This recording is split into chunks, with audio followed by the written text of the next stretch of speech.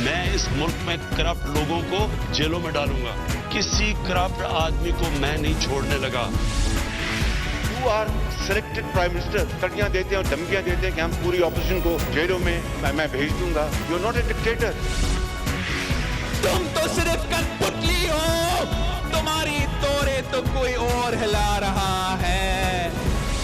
جنگ ابھی جاری ہے. ابھی ہمیں دائمی امن کی اصل منزل پر پہنچنا ہے.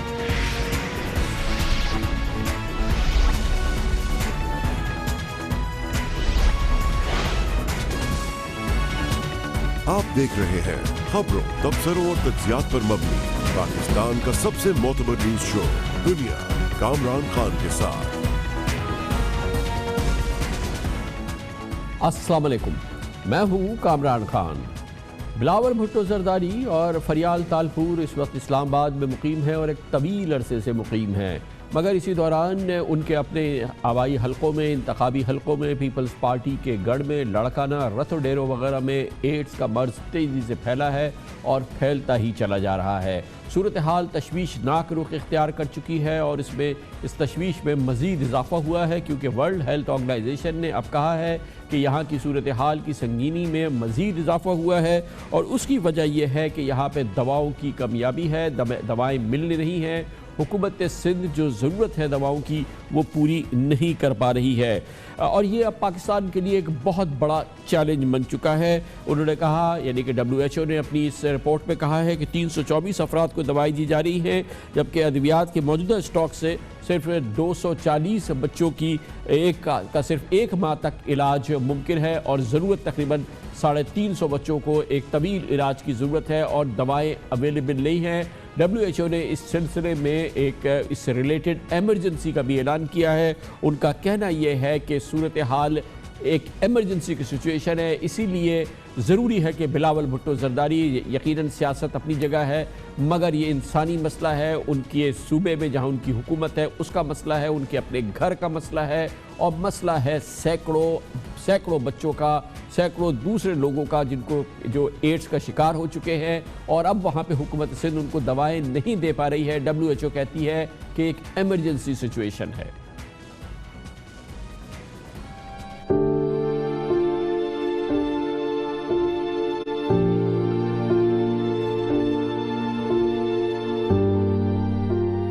لاڑکانہ میں ایڈز کی صورتحال پر عالمی ادارہ صحت کی رپورٹ میں صوبائی حکومت کے اقدامات پر عدم اطمینان کا اظہار کیا گیا ہے.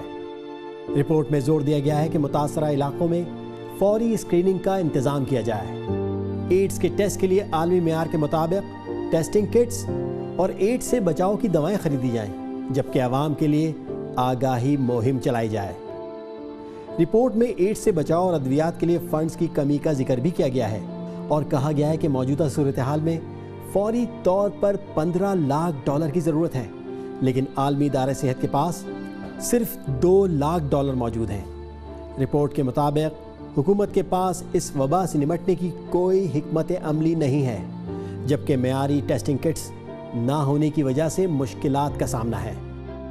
عالمی ادارہ صحت کے مطابق ایڈز کے پھیلاؤ میں متاثرہ افراد کی استعمال شدہ سرنج، ناک اور کان چھیدنے کے متاثرہ آلات، غیر تصدیق شدہ خون چڑھانے اور حجام کے متاثرہ استرے جیسے عناصر شامل ہو سکتے ہیں. رپورٹ میں حکومت پر زور دیا گیا ہے کہ متاثرہ علاقوں میں غیر قانونی بلڈ بینک اور لیبارٹریز بند کی جائیں. اس کے علاوہ طبی عملے کی ٹریننگ اور مراکز صحت کو بھی فوری طور پر فعال کیا جائے.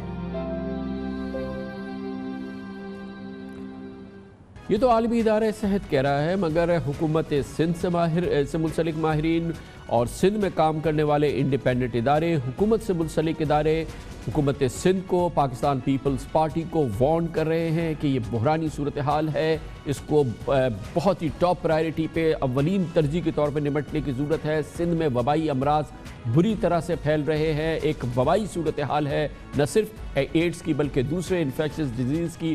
اسی قسم کی وارننگ جاری کی ہے سندھ ہیلتھ کمیشن کے چیئرمین ڈاکٹر ٹیپو سلطان نے.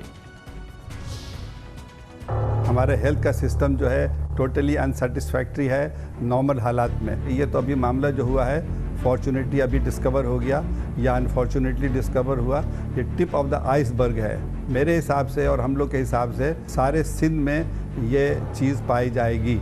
ये और बच्चों के साथ घूमे फिरेंगे, बहुत ही खौफनाक बात है और इसकी नौयत अभी तो कुछ भी नहीं है। जो बच्चे हैं अनफॉर्चुनेटली इनको total comprehensive care life long चाहिए। जो फॉर्चुनेटली इंजेक्शन के बजाय ओरल ड्रग्स हो गए हैं, लेकिन जब तक इनका इलाज होता रहेगा लाइफ लॉन्ग, ये इस डिजीज़ को फैलेगा नहीं और ये मौजूदा सूरत हाल में टोटली नामुमकिन है, हम चाहे जो भी करें। इसके लिए तो बहुत ही कॉम्प्रिहेंसिव प्लान बनाना पड़ेगा सरकार के लेवल पर, क्योंकि और किसी के बस की बात नहीं है। सारे सिंध में हेपेटाइटिस भी फैला हुआ है, ठट्ठा तक में उसमें हेपेटाइटिस है, तो हम लोग ऑलरेडी परेशान हैं। बर्डन ऑफ डिजीज़ है जिसमें कि हेपेटाइटिस बी, सी है, उसमें मलेरिया है, उसमें पोलियो है और ऊपर से अब ये नई चीज़ जो कि एक इंतहाई खौफनाक मसला है वो आ गया।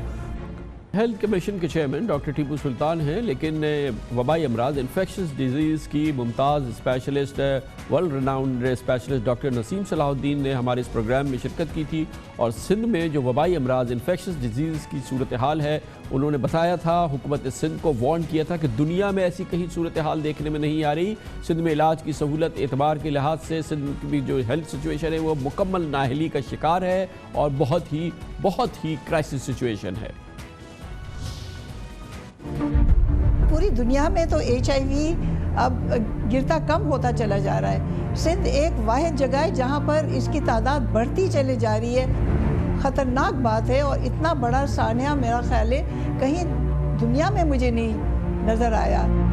छोटे 10 साल के अंदर बच्चे जिनकी माँओं को HIV नहीं है, तो आया भाई वो बीमारी लगी कहाँ से? ज़ाहिर है किसी ने दी है, उनको अपने हाथों से दी है, या तो इनको इंजेक्शंस ऐसे कंटामिनेटेड नीडल से लगे या तो उनको खून ऐसे ही कंटामिनेटेड खून लगाया गया है और कोई तीसरी जगह से तो लगा नहीं है। ये तो हुकूमत का काम है कि लोगों को सहूलत फराम करे, उनको ट्रेंड डॉक्टर्स बना के दें और जगह जगह ये गली कूचे में जिसको मैं कहती हूँ बुटीक हस्पताल बनाते हैं या मेडिकल कॉलेजेस जिसमें कोई ट्रेनिंग नहीं होती है। तो ये लोग अगर निकल के हमारे लोगों के ऊपर ये बीमारियां हावी करते अपने हाथों से, यानी कि इंजेक्शन लगा के, तो फिर आगे क्या बात कही जाए।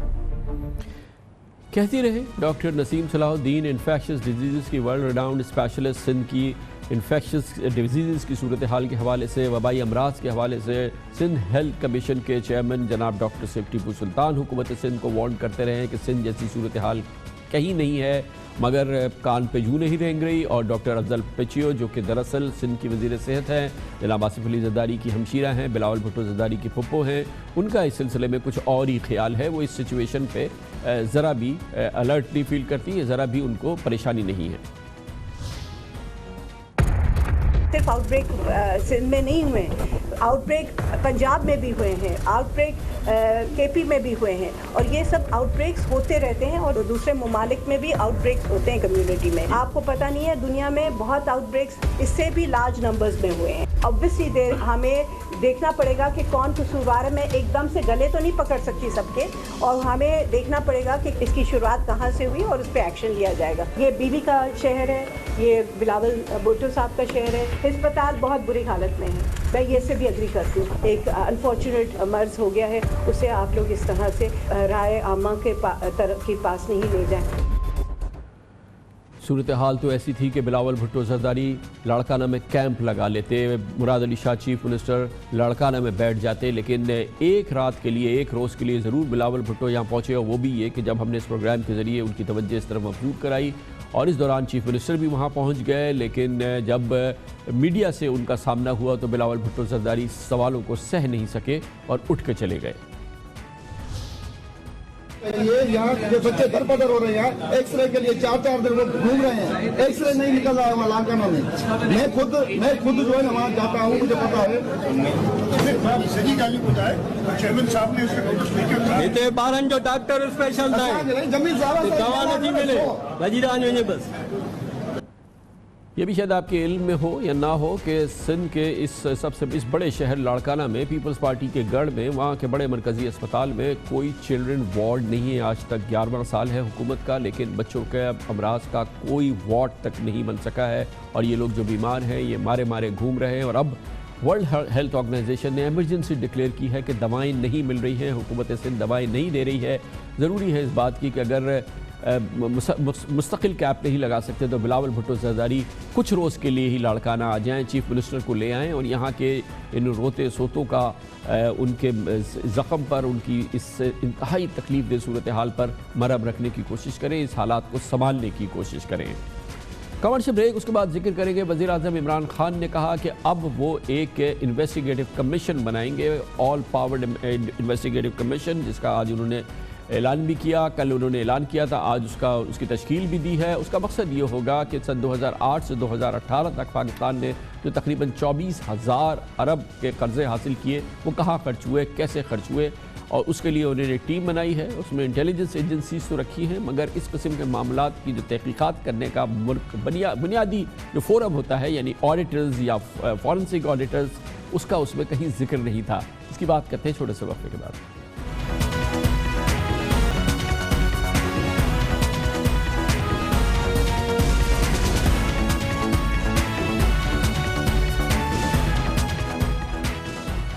وزیر اعظم عمران خان نے کل انتہائی غیر معمولی وقت پہ تقریباً نصف شب پر قوم سے خطاب کیا، جس میں انہوں نے اعلان کیا کہ پچھلے 10 سال کے دوران پیپلز پارٹی اور پی ایم ایل این کے دور حکومت پہ پاکستان پر 24,000 ارب روپوں کے قرضوں کی تحقیقات کے لیے ایک انکوائری کمیشن بنانے جا رہے ہیں، جس میں انہوں نے کہا I S I, I B, F I A, F B R اور ایس سی سی پی کے نمائندے شامل ہوں گے. انہوں نے کہا کہ وہ کسی کی بلیک میلنگ میں نہیں آئیں گے، خود اس کمیشن کی نگرانی کریں گے اور اس کو کیفر کردار تک پہنچائیں گے اس کے ان لوگوں کو جنہوں نے کہ ان قرضوں کا بقول ان کے مس یوز کیا ہے. اب میں نے ان کے پیچھے جانا ہے. میں اپنے نیچے ایک ہائی پاورڈ ایک کمیشن بنانے لگا ہوں، ایک انکوائری کمیشن، جس کا ایک 1 پوائنٹ ایجنڈا ہے کہ 10 سالوں میں انہوں نے اس ملک کے اوپر 24,000 ارب روپیہ قرضہ کیسے چڑھایا. جو اقتدار میں ہوں گے یہ میری کمیشن ان کو پوری طرح انویسٹیگیٹ کرے گی، رپورٹ بنائے گی. اس لیے بنائے گی کہ کسی کی بھی آگے سے جرت نہ ہو کہ اس ملک کے اوپر اس طرح اس کی تباہی کرے جو یہ کر کے گئے ہیں. یہ ہائی پارٹ کمیشن کے اندر ایف آئی اے ہوگی، آئی بی ہوگی، آئی ایس آئی ہوگی، ایف بی آر ہوگی، ایس سی سی پی ہوگی. سارے وہ گورنمنٹ کے ادارے ہوں گے جو کہ یہ انویسٹیگیٹ کریں گے کہ انہوں نے اس ملک کو اس دلدل میں کیسے پھنسایا ہے جس سے ہم نکال رہے ہیں اس ملک کو. کل نصف شب کے خطاب کے بعد آج وزیر اعظم عمران خان کی زیر صدارت انکوائری کمیشن سے متعلق ایک مشاورتی اجلاس بھی ہوا، جس میں ان کی لیگل ٹیم شامل رہی ہے اور جس میں طے کیا گیا کہ اس کمیشن کو سن 2017 کے کمیشن انکوائری ایکٹ کے تحت قائم کیا جائے گا اور اس میں آڈیٹر جنرل کے افسران بھی شامل ہوں گے. کمیشن جائزہ لے گا کہ 2008 سے 2018 تک قرضوں میں 24,000 ارب روپے کا اضافہ کیوں اور کیسے ہوا. کمیشن اس بات کا بھی جائزہ لے گا کہ پچھلے 10 سال میں پاکستان میں کوئی میگا منصوبہ شروع نہ ہونے کے باوجود اتنے قرضے کیوں لیے گئے. کمیشن قومی خزانے خرچ کرنے والی تمام وزارتوں، ڈویژنز اور متعلقہ وزیروں کی جانچ پڑتال بھی کرے گا اور دیکھے گا کہ کہاں کہاں فنڈ کا استعمال ہوا. انکوائری کمیشن ذاتی مفاد کے لیے قومی خزانے کے غلط استعمال کی تحقیقات کرے گا اور رقم کی واپسی کا بھی انتظام کرے گا. یہ بہت ایمبیشس منصوبہ ہے وزیر اعظم عمران خان کا، اس کی امپورٹنس پر اور اس کی لیگل ویلیو پر، اور کیا یہ واقعی ایک بھرپور کمیشن ہے جو کہ اس کے جو اغراض و مقاصد ہیں وہ پورے کر سکے گا. اس پر بات کرتے ہیں. ہمارے ساتھ سابق وزیر قانون اور ممتاز قانون دان جناب علی ظفر موجود ہیں. بہت بہت شکریہ علی ظفر صاحب، آپ نے ہمیں جوائن کیا ہے. یہ کمیشن کا اعلان تو ہوا ہے آج، اس میں ہمیں بتایا گیا ہے کہ اس میں باقاعدہ جب یہ بات آج پریس ریلیز میں سامنے آئی ہے کہ اس میں آئی ایس آئی ہوگی، اس میں ایم آئی ہوگی، اس میں آئی بی ہوگی، ایف آئی اے ہوگی، ایس سی سی پی وغیرہ ہوں گی اور ایف آئی اے وغیرہ ہوں گی. مگر اس میں جب یہ آپ ایک فائنینشیل آڈٹ کر رہے ہیں، ایک پراپر فائنینشیل میٹر ہے جس میں آپ نے دیکھنا یہ ہے کہ 24,000 ارب روپوں کا کیا کیا گیا، تو یہ پیورلی ایک فائنینشیل معاملہ ہے. اور اس کے لیے تو مرکزی اس کی جو امبریلا ہوتی وہ تو ایک آڈٹ فرم ہوتی ایک فورینزک آڈیٹرز ہوتے جو کہ اس کو دیکھتے، اور اس کے لیے چاہے وہ انٹرنیشنل آڈیٹرز آپ لیتے، کیونکہ یہ کام تو آڈیٹرز کا ہے بنیادی طور پہ کہ وہ بتائیں گے کہ یہ کدھر یہ پیسہ خرچ ہوا، صحیح ہوا، نہیں ہوا، اور یہ آڈٹ کرنے کی ضرورت ہے. لیکن یہ کل پرائم منسٹر کی تقریر میں بھی کوئی ذکر نہیں تھا، اور آج بھی اس میں انٹیلیجنس ایجنسیز کا ذکر ہے مگر فورینزک آڈیٹرز کا ذکر نہیں ہے.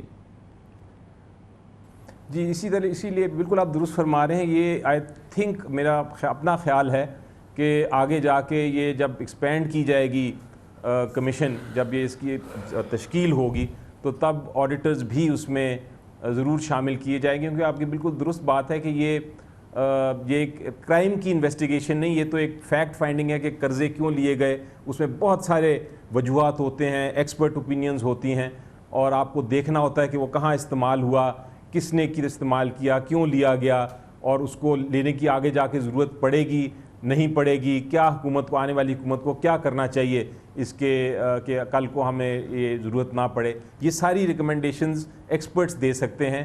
اگر آپ مجھے بھی بٹھا دیں گے اس کمیشن میں تو میرا خیال ہے میں اس میں کوئی زیادہ کنٹریبیوشن نہیں کر سکوں گا. یہ ریلیونٹ لوگوں کے اوپر ہی اس کی جو تشکیل ہے وہ ہونی چاہیے، کیونکہ یہ کرمنل انویسٹیگیشن تو نہیں ہے، یہ تو پروفیشنل فائنینشیل انویسٹیگیشن ہے، اور یہ کچھ نہیں ہے، تو یہ صرف آڈٹ ہے. کیونکہ فنڈز کا مس یوز، فنڈز کا اسپیسیفک یوز نہیں ہونا، فنڈز کا پراپر اس کی بک کیپنگ نہ ہونا اور اس کا پراپر ریکارڈ ہونا، یہ پیورلی آڈیٹرز کا کام ہے. یہ کہ اس میں یہ ایکسپرٹس یہ کام کر سکتے ہیں، پرہیپس انٹیلیجنس ایجنسیز کا تو یہ کام نہیں ہے.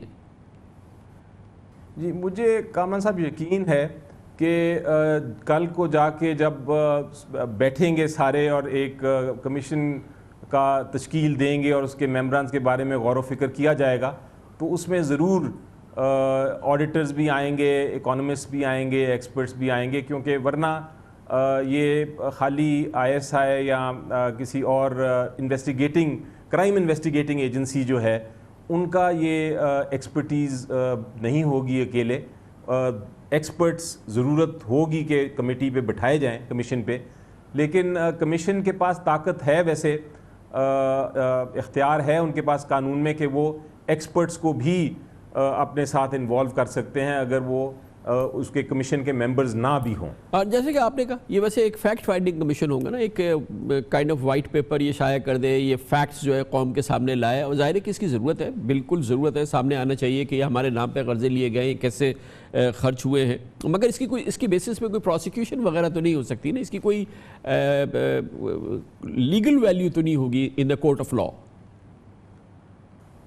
جی دیکھیں، یہ ہمیشہ انکوائری کمیشن جو ہے حکومت اپنے استعمال کے لیے اس کو اور ایک ریکارڈ کے لیے ایک بنائی جاتی ہے تاکہ پتہ چلے کہ حقائق کیا ہیں، اور پھر ان حقائق کے اوپر بیس کر کے کیا ایکشن لینا چاہتی ہے حکومت، وہ پھر آگے حکومت کو مدد دیتی ہے. آپ نے دیکھا تھا ماڈل ٹاؤن کی انکوائری رپورٹ ہوئی تھی، وہ بھی ایک انکوائری کمیشن تھی.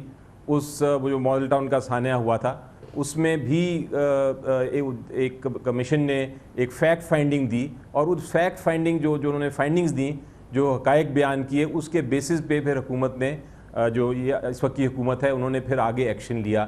تو یہ ایک کافی ساری کمیشن رپورٹس بنی ہیں جن کا کوئی فائدہ نہیں اٹھایا گیا، ان کو ایک طرح لائبریری میں رکھ دیا گیا ہے، اور بہت ساری تو رپورٹس ایسی ہیں جو عوام کے سامنے آئیں بھی نہیں.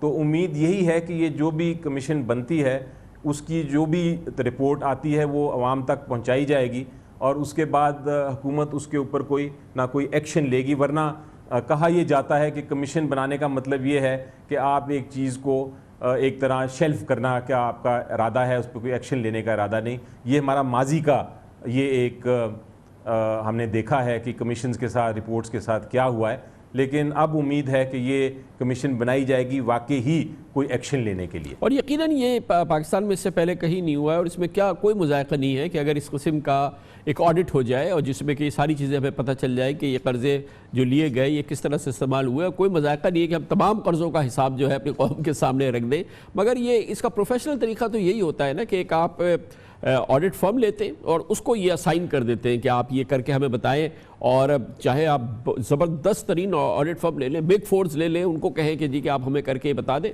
اور پھر آپ اپنے کام میں لگ جاتے ہیں. مگر یہ اس کے لیے چلے ایڈریس بھی کر لیا پرائم منسٹر نے, لیکن جس طرح کے اس میں ٹیم بنائی جا رہی ہے FIA وغیرہ, یہ تو ان کا تو پروسیکیوشنل سائٹ ہوتی ہے, پھر انٹیلیجنس ایجنسیز ان کا اپنا کام ہوتا ہے, تو وہ ہوگا. اور پھر یہ ہے کہ یہ فیکٹ فائنڈنگ کا کام ہے. آڈیٹرز بھی آپ کو ایک رپورٹ دے دیتے ہیں, اس کے بعد آپ اس کو دیکھیں اور اس کو کریں. اور یہ کمیشن وغیرہ جو ہے اس سے خالصتاً سیاست کی خبر کی خوشبو آتی ہے. اب دیکھیں کامران صاحب, جو ہم نے پاکستان نے بہت سارے قرضے لیے ہیں IMF سے بھی اور بہت سارے مختلف اداروں سے, اور بڑی ڈیبیٹ ہوتی رہی ہے کہ یہ قرضے لینے کی کیوں ضرورت پڑی اور یہ قرضے کیوں لیے گئے اور کہاں استعمال ہوئے. اس پہ بہت سے ایکسپرٹس کے بھی ویوز آ گئے ہیں, ان کو اپنے تبصرے بھی لوگوں نے کیے ہیں, لیکن آج تک کسی حکومت نے ایک انکوائری کمیشن نہیں بنائی. اب پاکستان میں ایک قانون ہے, پاکستان انکوائری کمیشن ایکٹ 1956. یہ جو قانون ہے اس کے تحت حکومت جو فیڈریشن ہے اس کا ایک اختیار ہے کہ وہ کسی بھی پبلک امپورٹنس, یعنی کوئی بہت اہم معاملہ ہو پبلک امپورٹنس کا, اس معاملے کی تحقیقات کرنے کے لیے, اس کے حقائق جاننے کے لیے اور سجیشنز لینے کے لیے ایک انکوائری کمیشن بنا سکتے ہیں. وہ انکوائری کمیشن 1 یا 2 یا 10 بندوں پہ بھی مشتمل ہو سکتی ہے, ایکسپرٹس پہ, اور اس کے پاس طاقت دیتا ہے قانون کہ ایک بار وہ کمیشن بن جائے تو اس کے پاس ایک سول کورٹ جتنی طاقت ہوتی ہے. لیکن جو اہم چیز ہے کامران صاحب وہ یہ ہے کہ وہ انکوائری کمیشن جو ہے وہ صرف حقائق بتا سکتی ہے اور ریکمینڈ کر سکتی ہے تاکہ حکومت آگے جا کے اس کو استعمال کر سکے, اس کی جو فائنڈنگز ہیں, لیکن وہ کوئی سزا نہیں دے سکتی, وہ کسی کو جرم کسی کے خلاف ثابت نہیں کر سکتی. وہ صرف ایک فیکٹ فائنڈ کرتی ہے اور حکومت کو کہتی ہے یہ ہماری رپورٹ ہے, یہ ہماری سجیشنز ہیں, یہ آپ دیں. تو عمران خان صاحب کا یہ جو کل کہنا تھا بیان کہ میں کمیشن بناؤں گا, یہ بڑی اچھی بات ہے کہ ایک حکومت کی ایک فائنل ایک وائٹ پیپر نکل آئے ایک کمیشن کے ذریعے. لیکن آپ بالکل بجا فرما رہے ہیں کہ اس کمیشن میں جو لوگ ہونے چاہیے وہ اکانومسٹ بھی ہوں, آڈیٹرز بھی ہوں, وہ ایکسپرٹس ہوں اپنی اپنی فیلڈ میں, بیکاز یہ صرف ایک انویسٹیگیشن ٹیم, جس طرح ایک کرمنل انویسٹیگیشن ٹیم ہوتی ہے, یہ اس کا کام نہیں ہے. یہ تو یہ پتہ کرنا ہے کہ قرضے کیوں لیے گئے, کس لیے لیے گئے, کس نے لیے, کیا اس کی وجوہات تھیں اور کیوں ضرورت پڑتی رہتی ہے. تھینک یو سو مچ. سید علی ظفر صاحب ہمارے ساتھ موجود تھے, سابق وزیر قانون عمران خان صاحب نے, وزیر اعظم نے کمیشن بنایا ہے کہ پاکستان نے 10 سال 2008 سے 2018 تک 24,000 ارب روپے کے قرضے لیے, وہ کہاں استعمال ہوئے, کیسے استعمال ہوئے, اور اس میں انہوں نے ایک بہت ہی وائڈ رینجنگ کمیشن بنایا ہے. اس پر ہماری بات ہو رہی تھی. کمرشل بریک کے اس دوران آپ نیوز ہیڈ لائنز دیکھیں, جس کے بعد ہم اپنے پروگرام کے باقی حصے کے ساتھ واپس آتے ہیں.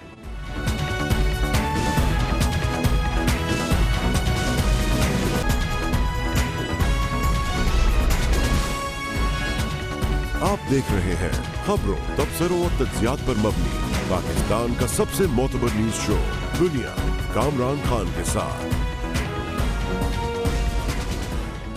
وفاقی بجٹ پاکستان کی تاریخ کے سب سے مشکل وفاقی بجٹ کے آنے کے 24 گھنٹے کے بعد اب جو اس سے گرد اٹھی تھی وہ کچھ سیٹل ہو رہی ہے, جو کچھ غبار تھا وہ کچھ سیٹل ہو رہا ہے.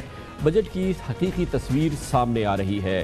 یہ بات واضح ہے کہ یقیناً اس بجٹ کے نتیجے میں جو کہ پاکستان کی لاغر معیشت کو سنبھالا دینے کے لیے لگتا ہے کہ سامنے لایا گیا ہے.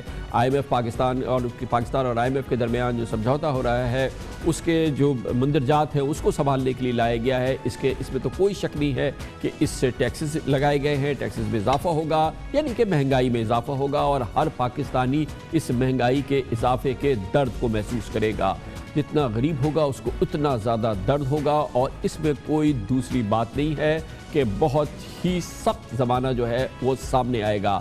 لیکن یہ بھی بات اپنی جگہ سالم ہے اور حقیقت پہ مبنی ہے کہ یہ ہر لحاظ سے جو ہمارے مصائب ہیں، جو مشکلات ہیں، جس کی وجہ سے ہماری معیشت ہر کچھ سال بعد لاغر ہو کے اسٹریچر پر آ جاتی ہے، اس کو سنبھالا دینے کے لیے جو ضرورت ہے، اس کی صحت کو بہتر بنانے کے لیے، اس کے لیے اس میں ٹھوس اقدامات بھی تجویز کیے گئے ہیں جو اس سے پہلے نہیں کیے گئے، اور اس ڈھانچے کو مضبوط بنانے کے لیے یقیناً اقدامات کیے جا رہے ہیں اور جس کی سراہنا ضروری ہے۔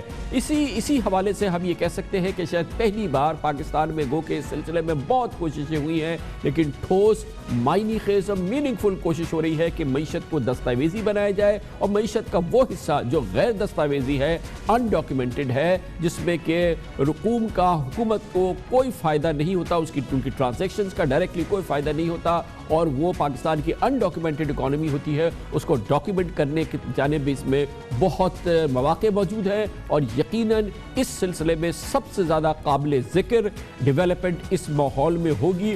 ہر لحاظ سے ماہرین یہ سمجھتے ہیں کہ اس بجٹ کے آنے کے بعد اور اس کے بعد جو اقدامات ہو رہے ہیں، پاکستان میں ٹیکس فائلرز کی تعداد، ٹیکس دہندہ کی تعداد خاطر خواہ بڑھے گی، خاطر خواہ اس میں اضافہ ہوگا، اور یہ پاکستان کا ایک بہت بڑا دل اندر، ایک بہت بڑی مشکل اور پاکستان کی بہت بڑی شرمندگی پہ اس پہ قابو پانے میں کچھ نہ کچھ مدد ملے گی۔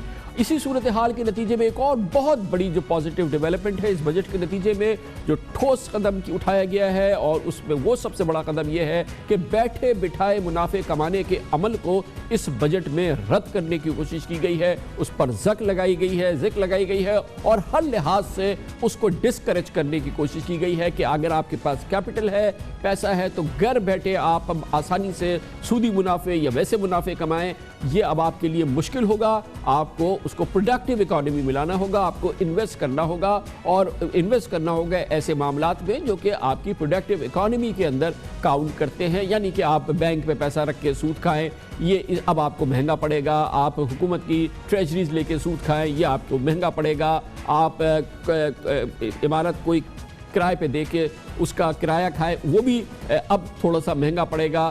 اسی طرح سے ایک اور بڑا اس میں قدم اٹھایا گیا ہے، وہ یہ ہے کہ جو ریل اسٹیٹ کے کاروبار میں جہاں پہ سٹہ ہوتا تھا، جہاں پہ دن رات پلاٹس کا لین دین ہوتا تھا، اور وہ ایک بہت ہی ان پروڈکٹیو معاملہ تھا، یا لوگ اپنے سرمایہ کو پلاٹس میں ڈال کے بھول جایا کرتے تھے، اس کی بہت زبردست حوصلہ شکنی کی گئی ہے، اس کیپٹل کو بھی لیکویڈیٹ کرنے کی اور اس کو پروڈکٹیو اکانومی میں لانے کے لیے بہت ٹھوس قدم اٹھایا گیا ہے۔ اس کے نتیجے میں پاکستان میں جو زمین کے کاروبار کے اندر سٹہ ہوتا تھا وہ کم ہو جائے گا یا کافی حد تک ختم ہو جائے گا۔ اس کا مطلب کیا ہوگا؟ ایک پلاٹ کافی حد تک سستا ہو جائے گا، ایک عام آدمی کی دسترس میں آ جائے گا۔ پلاٹ سستا ہو جائے گا تو فلیٹ بھی سستا ہو جائے گا، فلیٹ سستا ہوگا، پلاٹ سستا ہوگا تو مکان بھی سستا ہو جائے گا۔ یہ وہ صورتحال ہے جو کہ یقیناً ایک بہت ہی احسن صورتحال ہے جو کہ ہم اس بجٹ کے نتیجے میں دیکھ سکتے ہیں۔ یہ آج کا پروگرام، یہ پورا گھنٹہ ہم نے وقف کیا ہے آپ کو سمجھانے کے لیے اس بجٹ کے آنے کے بعد آج کی صورتحال کیا ہے، اس کے اثرات ایک پاکستان پہ کیا ہوں گے، ایک عام پاکستانی پہ کیا ہوں گے، اور یقین جانیے یہی پاکستان کا سب سے بڑا مسئلہ ہے۔ پاکستان کی معیشت سدھرے، پاکستان میں کاروبار کے مواقع پیدا ہو، پاکستان میں سرمایہ کاری کے مواقع پیدا ہو، پاکستانیوں کا پاکستان پر اعتماد بڑھے، پاکستانیوں کا سینٹیمنٹس بہتر ہو، پاکستانیوں کے پاکستان کے بارے میں جذبات میں بہتری آئے۔ یہی ہوگا تو پاکستان ٹھیک ہوگا، ورنہ یہ سیاست وغیرہ یہ سب کچھ چلتی رہے گی، یہ باتیں، یہ تو میں یہ سب چلتی رہے گی۔ اصل معاملہ یہ ہے، اسی لیے میری کوشش یہ ہے ایک بار پھر کہ ایک بہت ہی مستند پینل ہم نے ایک بار پھر تشکیل دیا ہے آپ کو سمجھانے کے لیے کہ اس بجٹ کے بعد اور موجودہ معاشی صورتحال اور کاروباری صورتحال میں آپ کے لیے مواقع کیا ہیں، آپ کا ملک کہاں کھڑا ہے، کس جانب آگے بڑھے گا۔ اس کے لیے ہمارے ساتھ آج اسٹوڈیوز میں موجود ہے، کیونکہ اس میں بہت امپورٹنٹ حصہ ہے پراپرٹی کا اور ریل اسٹیٹ پراپرٹی کا۔ ہمارے ساتھ آباد کے چیئرمین جناب حسن بخشی ایک بار پھر ہمیں جوائن کر رہے ہیں۔ یہ بڑے امپورٹنٹ ٹیکس معاملات ہیں، میں نے آپ کو بتایا کہ پہلی بار پاکستان میں ٹیکس فائلرز میں بہت بڑا اضافہ ہونے جا رہا ہے۔ ٹیکس کے حوالے سے بہت ہی زبردست اس میں ایلیمنٹس ہے، ہمیں ذیشان مرچنٹ صاحب بتائیں گے، ٹیکس ایڈوائزرز ہیں ہمارے ساتھ موجود ہے، مارکیٹس کو دیکھنے کے لیے، معیشت کو دیکھنے کے لیے نیشنل بینک فنڈز کے چیف ایگزیکٹو آفیسر ہیں ڈاکٹر امجد وحید ہمارے ساتھ ہے، اور پھر federation of Pakistan chamber of commerce کی ریپرزنٹیشن کریں گے پاکستان کے تاجروں کی، مظہر علی ناصر صاحب ہیں جو کہ سابق وائس پریزیڈنٹ ہیں FPCCI کے۔ بہت بہت شکریہ آپ حضرات کا، آپ نے ہمیں جوائن کیا ہے۔ بخشی صاحب پہلے آپ، کیونکہ میں یہ سمجھتا ہوں کہ یہ اس میں جو رینٹ سیکنگ کا جو ایلیمنٹ تھا اس کو بہت ہی زبردست طریقے سے اس میں ہٹ کیا گیا ہے، اور خاص طور پہ یہ جو پلاٹس وغیرہ کا سٹا ہوتا تھا، یا یہ کہ جو پراپرٹیز میں پیسے جا کے لوگ ڈال کے بھول جایا کرتے تھے، اور یہ تمام چیزیں جو ہیں وہ کم ہوں گی. اور میری کنکلوژن یہ ہے جو میرے ماہرین سے بات کی کہ اس کے نتیجے میں زمینوں کے دام کم ہوں گے، فلیٹس کے دام کم ہوں گے، مکانوں کے دام کم ہوں گے. یہ صحیح ہے؟ بسم اللہ الرحمن الرحیم. شکریہ کامران صاحب. جو تمام آپ نے باتیں کی، میں بھی یہ سمجھتا ہوں کہ مارکیٹ میں 25-30% کا کریکشن آئے گا، اور یہ جو بھی اسپیکولیٹو پرائزز تھے آج جو ہم پاکستان کے تمام بڑے شہروں میں ایک فلیٹ ایک مکان عام آدمی، میں کیا کہتا ہوں بلکہ عام آدمی سے اوپر بھی جو کیٹیگری ان کے بس سے باہر ہو گیا تھا، یہ واپس ہوگا. میں مبارکباد دینا چاہتا ہوں عمران خان صاحب کو اور ان کی پوری ٹیم کو یہ بجٹ دینے پہ. ہاں کچھ چیزیں ہیں ہم سمجھتے ہیں کہ اس کو کریکٹ کرنا پڑے گا. جس طرح انہوں نے کیپٹل گین ٹیکس ختم کیا ہے، اور کیپٹل گین ٹیکس کے بجائے اب انہوں نے کہا ہے کہ 5 سال اور 10 سال کا پیریڈ ہوگا، اور اس کو آپ کا نارمل ٹیکسیشن میں کریں گے. اس کے لیے میں سمجھتا ہوں کہ یہ جو انہوں نے اقدام کیا ہے اس کو پرسپیکٹو ایفیکٹ سے کرنا چاہیے.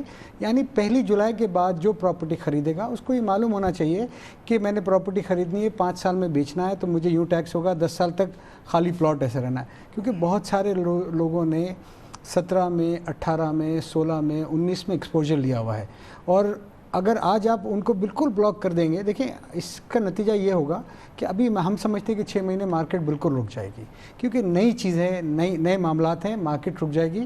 تو ان کو ان لوگوں کو ایگزٹ کا راستہ دینا پڑے گا جنہوں نے 16 17 18 19 میں پراپرٹی لی تھی، اور ان کا یہ خیال تھا. لیکن بخش صاحب اس پہ ہم کریں گے تفصیل سے بات کریں گے، لیکن اس کا مطلب یہ ہے کہ ایک بہت بڑا بینک جو ہے اسے ہم اس سے باہر کر دیں گے، اور یقیناً یہ پھر یہ ایک بہت ہی مشکل چیز ہوگی اس چیز کو سدھارنے کے لیے، کیونکہ اب تک جتنا کام ہوا ہے اس کے بعد تو اب ویسے بھی کوئی نہیں خریدے گا. جس نے خریدنے تھے وہ خرید لیے، اب تو وہ بیچارے جو ہے اب تو ریئل ویلیو پہ آ جائیں گے. تو اب ہم اس کو نکال، میں صحیح کہہ رہا ہوں ذیشان صاحب؟ دیکھیں بسم اللہ الرحمن الرحیم، بالکل صحیح آپ نے فرمایا کہ جو اب ایک اسپیکولیٹو نیچر تھا اس ٹریڈنگ میں وہ ختم ہو جائے گا.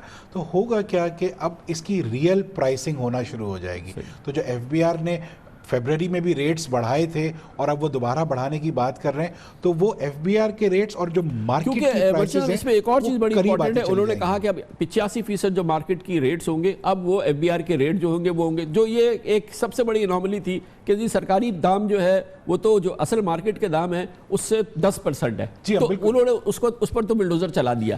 تو اب حقیقی دام ہو جائیں گے نا. اگر ہم یہ سارے نکال دیں گے تو ہم تو لاکھوں کروڑوں پلاٹوں کو نکال دیں گے تو پھر اس سے تو کوئی مسئلہ ہی حل نہیں ہوگا. دیکھیں بالکل آپ نے بجا فرمایا. اب فوکس جو ایف بی آر کا، مجھے جو گورنمنٹ آف پاکستان کا فوکس نظر آتا ہے کہ وہ ہر چیز کو ریئل ٹیکسیشن کی طرف لے کے جانا چاہ رہے ہیں کہ اگر آپ زیادہ کما رہے ہیں کمائیے، لیکن زیادہ ٹیکس بھی دیجیے.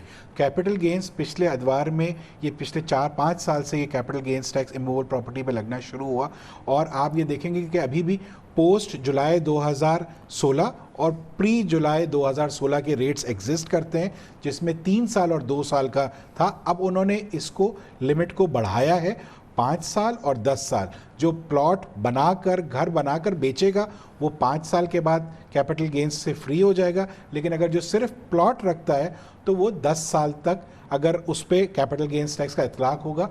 پہلے سال میں بیچتا ہے تو 100% گین پہ ٹیکس لگے گا جو کہ نارمل ریٹس ہیں، اور دوسرے سال بیچے گا. اس کا مطلب کیا ہوا؟ ایک عام آدمی کو ہم سمجھاتے ہیں یہ پلاٹ سستے ہو جائیں گے، یہ فلیٹ سستے ہو جائیں گے، یہ گھر سستے ہو جائیں گے، ان کی قوت خرید کے بیسس میں آنے لگیں گے. اور یہ اس کا مقصد یہ ہے کہ آپ کا جو انفلیشن ہے وہ کہیں نہ کہیں کم ضرور ہوگا اس سے، کیونکہ جب پرائس نیچے آئے گی تو ان کی قوت خرید بڑھے گی. جب قوت خرید بڑھے گی تو ایک عام آدمی جو پہلے سوچتا تھا کہ اب میں شاید پلاٹ کبھی خرید ہی نہیں سکتا ہوں، تو اس کی دسترس میں اب یہ چیز کہیں نہ کہیں آئے گی. اور جب یہ ریئل پرائسنگ ہو جائے گی نا، کچھ عرصہ لگے گا، اس کے بعد پھر آپ یہ دیکھیں گا کہ پراپرٹی دوبارہ جمپ کرے گی. ڈاکٹر امجد بھائی صاحب آپ بتائیے گا، یہ تو ایک ٹیکسیشن کا معاملہ ہو گیا، یہ ایک اس کی ایک پازیٹیو سائڈ ہے جو ہم دیکھ رہے ہیں.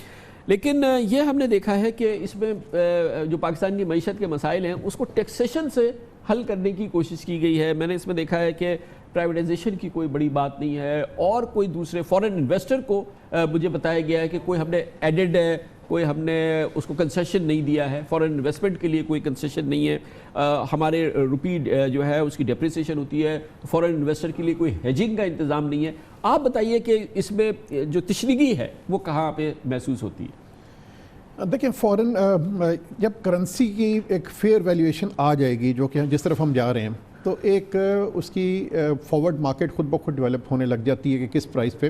جب اتنا زیادہ فرق تھا, کوئی بھی اس میں کرنسی سواپس وغیرہ میں آنا نہیں چاہ رہا تھا, فارورڈ ریٹ میں نہیں آنا چاہ رہا تھا, تو جو باہر سے لوگ بانڈ مارکیٹ میں بھی آتے ہیں.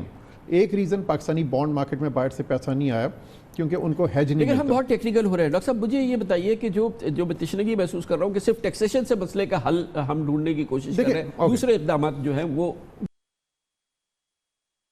دیکھیں یہاں سے ہی کچھ یہ بھی دیکھیں, آپ یہ دیکھیں کہ لوگوں نے کیا کیا ہوا ہے پاکستان میں, یا تو سیفٹی کے لیے اور یہ جو گورنمنٹ کے ادارے ہیں ان سے بچنے کے لیے ایک پلاٹ خرید لیا, 1 کروڑ کا خریدا, اس کو 3 سال بعد 4 کروڑ کا بیچ دیا, 3 کروڑ کا منافع کمایا, اس پہ 1 روپے بھی ٹیکس نہیں دیا, جو کیپٹل گین ٹیکس کی بات ابھی ذیشان صاحب کر رہے تھے. تو سب سے پہلے تو وہ ایک سیفٹی کی طرف چلے گئے. دوسرا, بینک میں پیسہ رکھ دیا. اب ایک کاروباری آدمی جو خطرے بھی لیتا ہے, 25 ڈپارٹمنٹ سے ڈیل کرتا ہے اور رسک بھی لیتا ہے, اور اس 35% یا 30% کا ٹیکس بھی دیتا ہے, اور یہاں پہ بیسیکلی ایک پیسے کسی نے بینک میں رکھ دیا اور اس پہ 10% دے دیا اور فل اینڈ فائنل ہے, تو کبھی ٹیکس والے سے اس کا واسطہ بھی نہیں پڑے گا. اور اس میں جانتا ہوں کہ بہت سے لوگ جس کا پیسہ ایکچولی جنہوں نے جس پہ ٹیکس نہیں دیا ہوا یا جو کوئی دوسرے ذرائع سے کمایا, وہ بینک میں رکھ کے آرام سے بیٹھے ہوئے. اب وہ پاسبل نہیں, ٹھیک ہے. تو یہ پیسہ جو ایک طرح نان پروڈکٹیو سیکٹرز میں ہے, جو نیشنل سیونگ اسکیمز میں پڑا ہوا ہے, جو بینکوں میں پڑا ہوا ہے, اب تھوڑا لوگوں میں انسینٹیو ہوگا کہ اس کو ہم کاروبار کی طرف لے کے جائیں. یہ یقیناً یہ ہے, لیکن یہ مجھے بتائیے کہ جیسے کہ میں نے اس میں دیکھا کہ پرائیویٹائزیشن کے 2 ایلیمنٹس انہوں نے بتائے. ایک تو یہ کہ ہم 2 اپنے پاور پلانٹس ہم وہ کریں گے, $2 بلین اس میں آئیں گے, اور ہم اپنے ٹیلی کام لائسنسز ہمیں آکشن کرنے ہیں 5G وغیرہ, تو اس میں انہوں نے ایسٹیمیٹ کیا کہ $3 بلین ہمیں اس میں آئیں گے. اس کا مطلب ہے پاکستان کو اس وقت پرائیویٹائزیشن کی ضرورت نہیں ہے. پھر یہ جو ہماری اسٹیٹ اونڈ انٹرپرائزز ہیں کہ ان کو کیسے ٹھیک کریں گے, ان سے کیسے جو 1000 ارب ہم ان کو پلاتے ہیں ان سے کیسے نکالیں گے. اس بجٹ میں بہت سے میں سمجھتا ہوں جو ڈاکیومنٹیشن کی طرف جا رہے ہیں اور یہ جو رینٹ سیکنگ ختم کر رہے ہیں, یہ سٹیپس ہیں جو کوئی سوچ بھی نہیں سکتا تھا. کہتے تھے جی ریئل اسٹیٹ میں اتنے پاورفل لوگ ہیں کہ ریئل اسٹیٹ پر تو ٹیکس لگ ہی نہیں سکتا. ہم تو یہ سنتے آ رہے ہیں 20-30 سال سے.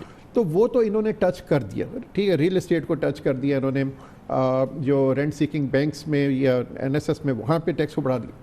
مگر ابھی ایک تو میں ایگریکلچر کی پہلے بات کروں, ابھی آلدو پروونشل سبجیکٹ ہے ایگریکلچر کا. میں نے ان سے پوچھا, انہوں نے کہا جی کہ ہم اس میں کر رہے ہیں, ہم نے آڑتی پہ کمیشن جو ہے وہ 100% بڑھا دیا ہے, جو مڈل مین ہوتا ہے اس میں, اور وہ ایک ایلیمنٹ ہوتا ہے. میں سمجھتا ہوں دیکھیں all sources of income should be tax. وہ ایگریکلچر سے آڑتی ہو یا ایک زمیندار ہے یا ایک سیلریڈ کلاس ہے جہاں پہ اب ٹیکس 35% تک چلا گیا ہے. یہ آپ ڈفرینسیشن جب تک کریں گے تو یہ تو میں سمجھتا ہوں انفیئر ہے کہ ایک آدمی 35% ٹیکس دے رہا ہے, دوسرا ٹوٹلی ٹیکس نیٹ سے باہر ہے, کیونکہ وہ ایگریکلچر, حالانکہ ابھی جو ریٹ ملتے ہیں ایگریکلچر میں وہ انٹرنیشنل ریٹ ہے. ہم جس پرائس پہ ہمارا ایک عام آدمی گندم خرید رہا ہے, کچھ خرید رہا ہے, وہ تو وہی ریٹ ہے جس پہ امریکہ میں وہ خرید رہا ہے. تو جب ریٹ بھی آپ کو انٹرنیشنل مل رہے ہیں, باقی فیسلٹیز بھی ہیں, تو پھر آپ ٹیکس نیٹ میں کیوں نہیں. لیکن دیکھیں نا ناصر صاحب, یہ بتائیے گا, جیسے کہ کہا ڈاکٹر عبد الوحید نے کہ دیکھیں جی کہ وہ انکم ہے ان کی, وہ ٹیکس نہیں ہے ایگریکلچر. ہم نے یہ دیکھا ہے, ہم تو وہ گاؤں کی بات کر رہے ہیں اور فارم کی بات کر رہے ہیں, ہمارے شہر کے اندر یا ہمارے ٹیکسٹائل ہمارے جو ایکسپورٹرز ہیں ان کی 0 ریٹنگ ہے, ان کو 0 ٹیکسز ہیں, وہ ہم نے اس وقت ختم کیا. حکومت نے اعلان کیا کہ جی وہ 0 ریٹنگ. ایک ہنگامہ ہو گیا, طوفان ہو گیا, جبکہ حکومت کہتی ہے. میں آپ کو سناتا ہوں, اس میں ڈاکٹر حفیظ شیخ نے آج پریس کانفرنس میں بڑی دلچسپ بات کی ہے, ذرا آپ سنیے. یہاں پر ایکسپورٹ جو کرتا ہے اس کے اوپر 0 ریٹنگ لگی ہوئی ہے, یعنی جو بھی سیکٹر ایکسپورٹس کر رہے ہیں ان پہ کسی طرح کا کوئی ٹیکس نہیں ہے, اور الحمدللہ یہ نظام برقرار رہے گا, اس میں کوئی چھیڑ چھاڑ نہیں ہوگی. لیکن اگر آپ ایکسپورٹ کر رہے ہیں لیکن ساتھ ہی ساتھ اپنے ملک میں بھی بیچ رہے ہیں, تو جس طرح باقی لوگ اپنے ملک میں بیچ رہے ہیں, تو اگر آپ کپڑا بیچ رہے ہیں تو آپ کو اس پہ ٹیکس دینا ہوگا. یہ نہیں ہو سکتا کہ آپ 1200 کی یہاں پہ سیل کریں اور اس پہ 6 بلین یا 8 بلین کا ٹیکس دیں. مائنڈ یو 1200 جب وہ کہہ رہے ہیں 1200 ارب کی بات ہو رہی ہے, 1200 ارب کی آپ بیچ رہے ہیں اور آپ کہتے ہیں کہ میں اس پہ ٹیکس نہیں دوں گا, 6 ارب ٹیکس دیں, اور جب اس کو ختم کرتے ہیں تو آپ کہتے ہیں طوفان مچ جائے گا. سر یہ کیا ہے؟ دیکھیے سب سے پہلی بات تو یہ ہے کہ یہ بجٹ جو ہے میں سمجھتا ہوں یہ ایک ریفارمز بجٹ ہے. اگر آپ اس بجٹ کو دیکھیں گے تو ان کا فوکس جو ہے وہ ڈاکیومنٹیشن کی طرف ہے, اور سارا کا سارا فوکس ڈاکیومنٹیشن کی وجہ سے انہوں نے اس دائرے کو اور زیادہ سے زیادہ ٹائٹ کیا ہے. یہ ضرور بات ہے کہ آپ کے ایکسپورٹرز اس وقت چیخ رہے ہیں کیونکہ ایکسپورٹرز پاکستان کے بلو آئیڈ بوائز ہیں, ان کو آپ نے ہر فیسلٹیز دی ہوئی ہے. اب آپ جب ان کو چھیڑتے ہیں تو ان کے ریزرویشن اور ان کے پوائنٹ آف ویو ہیں کہ اچھا آپ دیکھیں ظلم دیکھیں کہ 1200 ارب روپے کی سیلز ہے, 6 ارب روپے آپ ٹیکس دیتے, جب آج ختم ہو گئے تو ایسا لگا کہ آسمان گر گیا, پاکستان میں ڈالر 200 روپے کا ہو جائے گا, پاکستان میں یہ تباہی ہو جائے گی, پاکستان کے ایکسپورٹس ختم ہو جائیں گی. اور جب یہ 1200 ارب بیچ رہے تھے, کبھی حکومت سے نہیں کہا کہ بھائی ہم آپ ہمیں زیرو ریٹڈ دیتے ہیں ایکسپورٹس کے لیے, ہم یہ 1200 ارب کے یہاں مال بیچتے ہیں, اس پہ ہم سے کچھ ٹیکس تو لے لو. یہ ظلم کی انتہا نہیں ہے. اور اس لحاظ سے ذیشان صاحب یہ ایک کتنی بڑا ایک ایریا تھا جس کو کہ چھوڑا گیا تھا, اس لیے کہ اس لابی کا انفلوئنس بہت ہے. دیکھیں اگر آپ یہ دیکھیں تو 2005 کے بعد یہ زیرو ریٹنگ کا کانسیپٹ جو یہ 5 سیکٹر کو لے کے آیا گیا تھا 2005 آنورڈ سے ہے, اور اس میں پہلے اگر آپ اس ایس آر او کو دیکھیں گے نا 1125 یہ کوئی 26 دفعہ امینڈ ہوا ہے. اگر اس وقت سے آج تک دیکھیں گے تو جس نے جیسا اس کا بس پڑا اس نے اس میں چینجز کروائیں, اور اگر اس کی اوریجنل شکل آپ دیکھیں گے اور آج جو یہ ریسنٹ ہونے کے سے پہلے کی شکل دیکھیں گے وہ پورا ایک کمپلیٹ چینج تھا. اس میں آپ نے یہ کہا کہ اس میں یہ کیا کہ جو انڈسٹریل را مٹیریل لوکل بیچے گا, یعنی جیسے اگر میں کسی ایکسپورٹر کو را مٹیریل کے طور پہ ایک آئٹم بیچ رہا ہوں, چاہے وہ رجسٹرڈ ہے یا ان رجسٹرڈ ہے, مجھے اس پہ 0% ٹیکس لینا ہے. جو اسکیم تھی وہ یہ تھی کہ ایکسپورٹر کو ریفنڈ نہ ملے, نہ دینا پڑے, اور ایکسپورٹر کو ریفنڈ کے لیے لائن میں نہ لگنا پڑے, تو جو اس کا را مٹیریل ہے اسے 0 کر دیں. لیکن آہستہ آہستہ کیا ہوا کہ اس کو مس یوز کیسے کیا گیا کہ اب میں لان بنا کے بیچ رہا ہوں تو وہ بھی 0% پہ بیچ رہا ہوں, میں گارمنٹس بنا کے بیچ رہا ہوں وہ بھی 0% پہ بیچ رہا ہوں. پھر گورنمنٹ نے اس کو اپنا چیک کیا تو جب دیکھا کہ یہ اتنا ہو گیا تو پھر آہستہ آہستہ اس کو ٹیکس میں لے کے آئے گئے. تو اب پچھلے سال تک ریٹیلرز کے اوپر جو ایف بی آر سے کنیکٹ ہو گئے تھے ان کو 6% ٹیکس لگ گیا تھا, اور جو کنیکٹ نہیں ہوئے تھے انہیں 9% لگ گیا تھا. گارمنٹ اور ریڈی میڈ گارمنٹس کے حد تک وہ لگ گیا تھا. لیکن آبویسلی یہ بات بالکل ٹھیک ہے کہ اب کویسچن یہ ہے کہ اس وقت جو چینج ہونے سے ہوا یہ ہے کہ ایکسپورٹر کی کاسٹ ایک دم سے بڑھ جائے گی. ایکسپورٹر اب جو بھی چیز خریدے گا, چاہے وہ مڈل سیکٹر سے خریدے یا وہ را مٹیریل سٹیج کا خریدے, اسے سیلز ٹیکس دے کے خریدنا پڑے گا, اور جب وہ ایکسپورٹ کرے گا تو اس کے بعد اسے ریفنڈ ملے گا. حوصلہ شکنی ہوگی ان لوگوں کی کہ جو بیچ میں ان رجسٹرڈ سیکٹر بہت سارا آ گیا تھا. تو ایک بہت اچھی چیز اس بجٹ میں یہ اور دیکھیں نا کہ اس میں ہوتا کیا تھا کہ صرف یہ زیرو ریٹنگ نہیں ہے, اس میں آپ کو ایکسپورٹ ریفائنانس بھی ملتا ہے 3% پہ, 3% پہ آپ کو قرضہ ملتا ہے. آپ کو انڈسٹری لگانے کے لیے فکسڈ ٹرمز آپ کو لون بھی ملتا ہے, وہ بھی 5% پہ ملتا ہے. آپ کی امپورٹس اب 0% کر دی ہے, تو آپ کے تو نہال ہیں. یعنی کہ آپ پھر اسی لیے تو ہماری ایکسپورٹس جو ہے ایکچولی 2013 سے 2019 تک وہی کھڑی ہے, لیکن جو ایکسپورٹر ہے ماشاءاللہ اس کا وزن جو ہے, اس کا انفلوئنس جو ہے, اس کا پورٹ فولیو جو ہے, مدنی ناصر صاحب بتائیے گا, وہ تو ماشاءاللہ بہت ہی پھیلتا چلا جاتا ہے. اب مین چیز جو دیکھنے والی ہے اس بجٹ کے بعد کہ جو ریفنڈز کا سوال اٹھاتے ہیں سارے ایکسپورٹرز, کیا ریفنڈز وہ ٹائم پہ ملیں گے, کیا وہ میکینزم جو انہوں نے بنایا ہے کیا وہ ملے گا. ابھی ہم بات کر رہے تھے تو یہ بات یہی تھی کہ اگر آپ جی ڈی اپنی فائل کرتے ہیں اور اس کے بعد آپ کے ریفنڈز فوراً مل جائیں, اس کا جواب ہے ڈاکٹر حفیظ شیخ نے دیا ہے, میں آپ کو سناتا ہوں.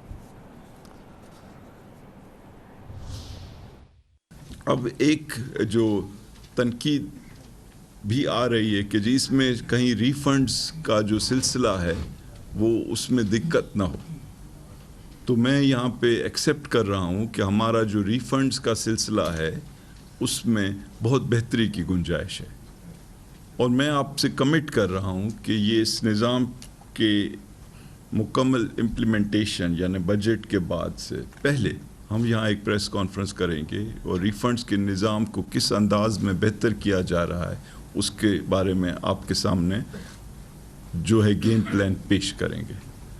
اور ہم کوشش کریں گے کہ بنگلہ دیش اور چائنا کا جو ماڈل ہے ریفنڈز کا اس کو اڈاپٹ کیا جائے اور یہ بینکس کے تھرو کیا جائے, اور جو وقت لگتا ہے اس کو بھی کم کیا جائے. تو بہت ہی انٹرسٹنگ ڈسکشن ہے. ہمارا بہترین پینل موجود ہے. بجٹ آپ کو سمجھانے کی کوشش کر رہے ہیں اور اس کے کانسیکوینسز اور اس سے آپ کو فائدہ کیا ہوگا, آپ کو نقصانات کیا ہوں گے, یہ سب کچھ سمجھاتے ہیں. چھوٹے سے وقفے کے بعد واپس آئیں گے.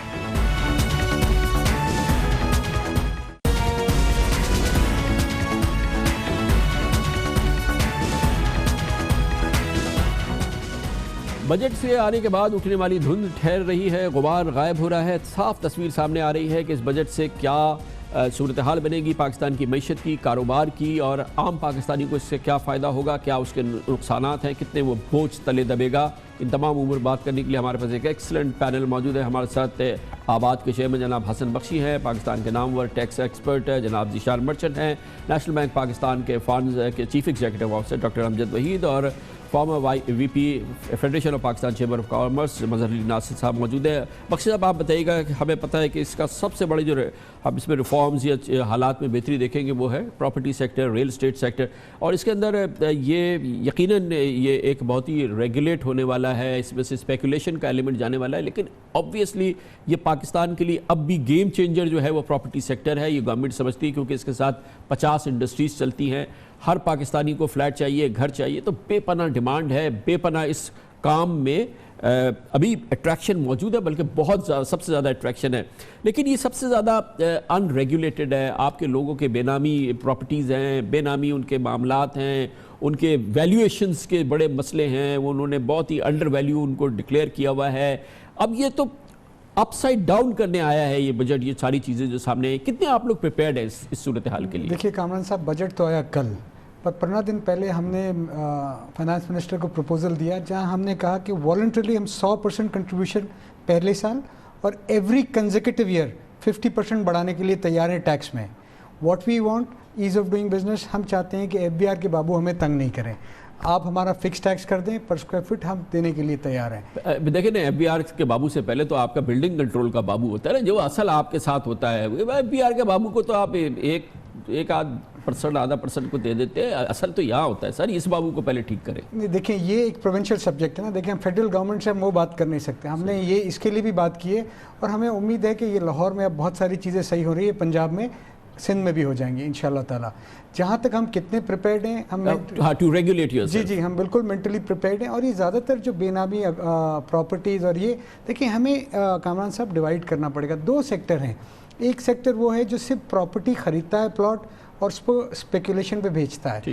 ایک ہم وہ ہے جس کو جو بلڈر ہے, ڈیولپر ہے, پلاٹ لیتا ہے, نقشہ پاس کراتا ہے, بلڈنگ بناتا ہے, 5 سال بعد ڈیلیوری دیتا ہے اور پھر دوسرا پلاٹ لیتا ہے. ہمیں اس سیکٹر کو پروموٹ کرنا ہے, اور جو اسپیکولیٹو بزنس ہے, جو ہولڈنگ ہے, اس کو ڈسکریج کرنا ہے.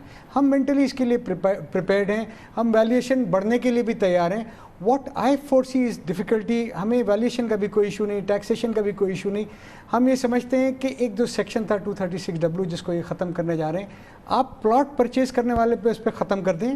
میں اپنے پیسے دکھا کے پلاٹ لوں گا, چاہے 10 کروڑ کا ہو, 20 کا ہو, 30 کا ہو, بٹ میرا جو بائر ہے جو 1 کروڑ کا فلیٹ لیتا ہے, 80 لاکھ کا فلیٹ لیتا ہے, 1.25 کروڑ کا فلیٹ لیتا ہے, وہ اب اتنا مینٹلی اکوپڈ نہیں ہے کہ وہ جا کے ابھی ایمنسٹی کلیم کرے یا ڈکلیریشن کلیم کرے.